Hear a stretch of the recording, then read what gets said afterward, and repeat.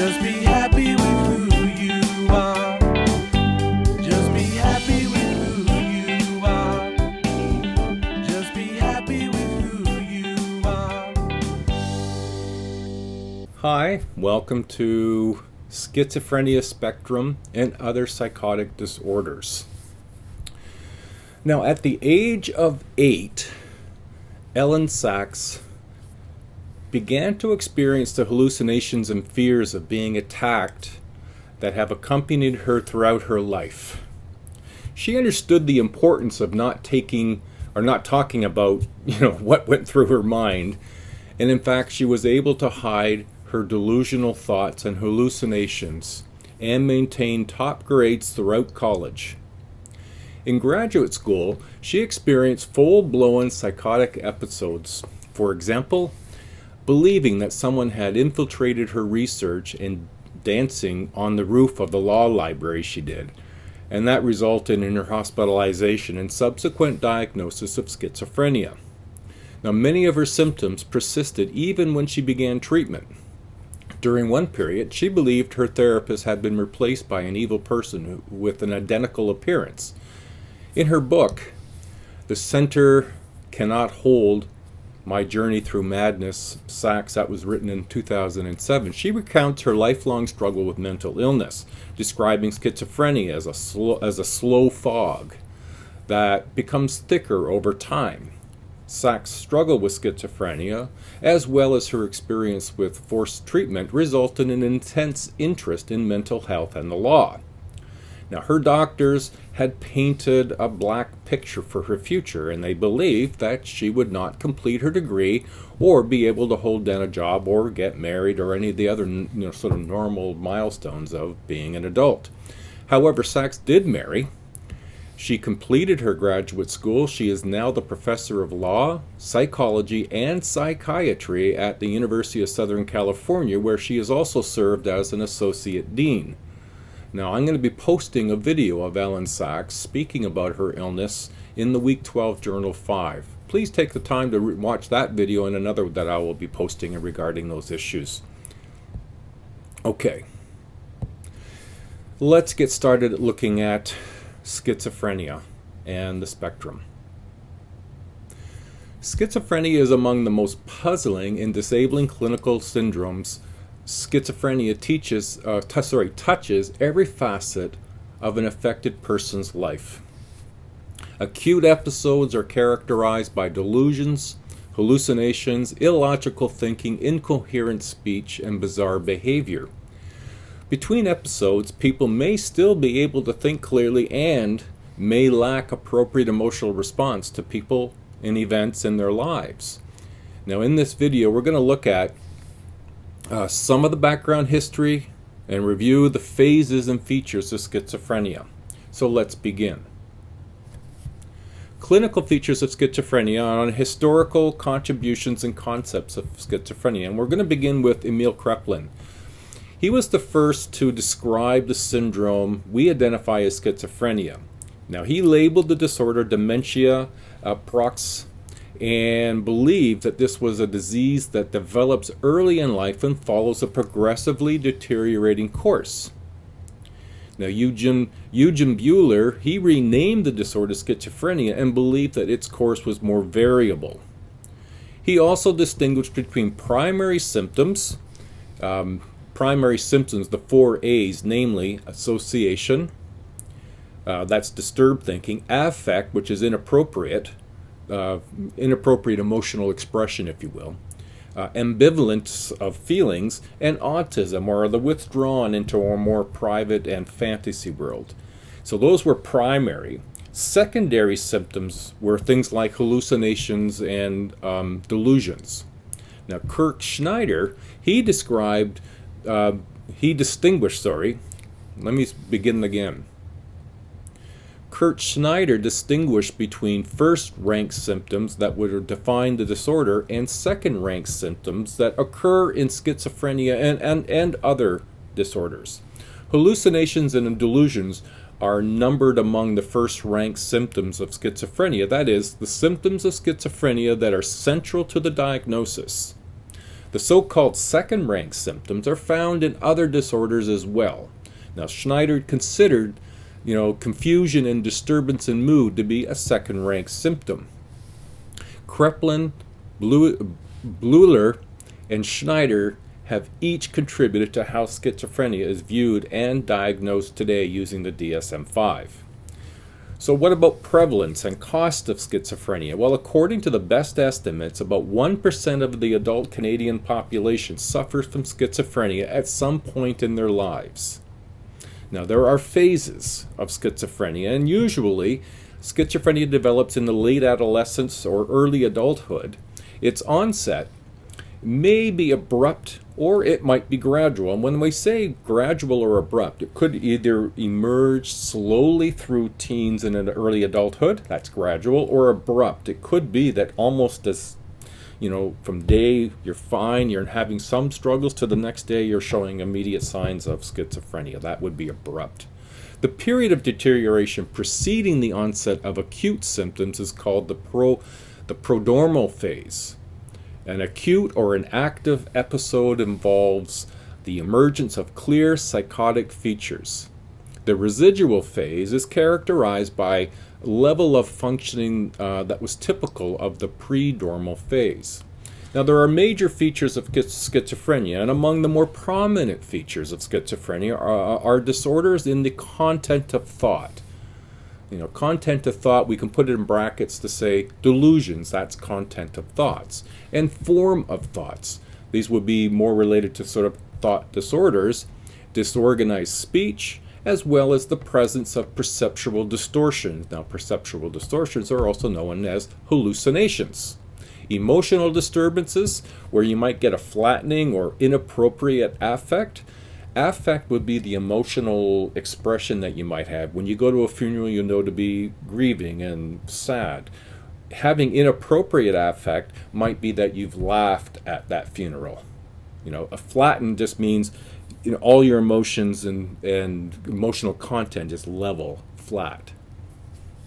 Now, also, we could look at some of the features to include grossly disorganized or catatonic behavior. Now, catatonic behavior isn't common. Catatonic would be, let's say you're sitting on the couch and at the moment that I say stop, you freeze and you don't move. And you may not move for minutes, maybe even hours. That not moving and frozen in space and time is what's known as catatonic behavior. All right, carrying on.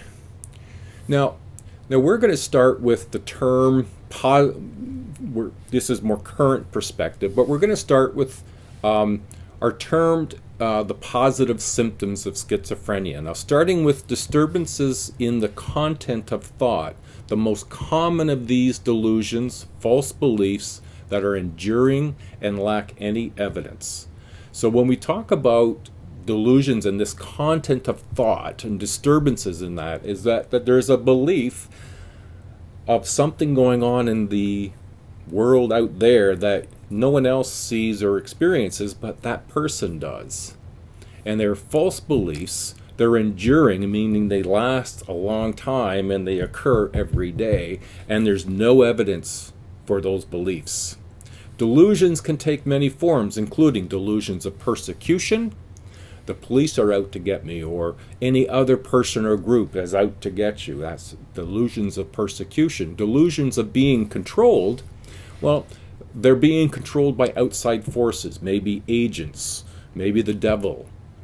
Delusions of grandeur, well, that's the belief in the false impressions of one's own self-importance, believing to be Jesus, or that you're going to save the world, and not just that you're going to say it because you have some plan in some time in the future that you might in fact do that, but the belief that you can do it right now and for everybody genuinely.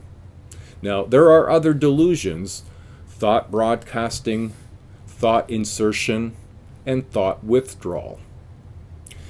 Now, I've mentioned disorganized speech. Well, disorganized speech, daydreaming or just letting thoughts wander, or that's normal.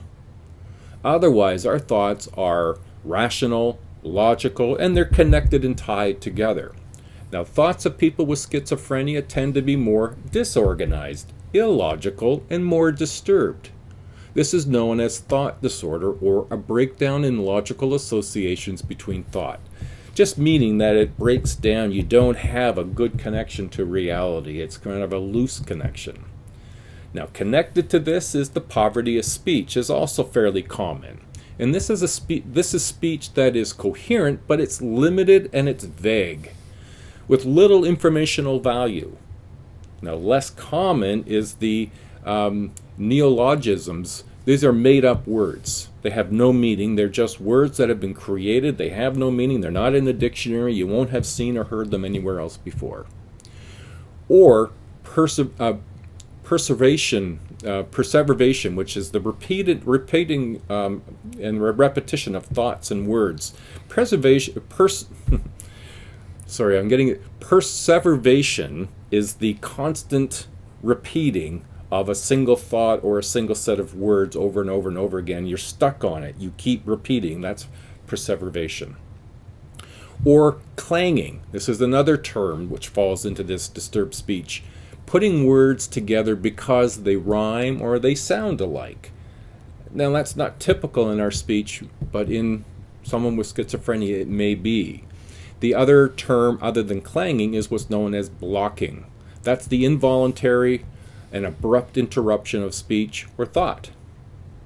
Now, you will have heard, and I have mentioned, about hallucinations. Now, this includes images perceived without external stimuli, so you might see people out there that aren't physically there.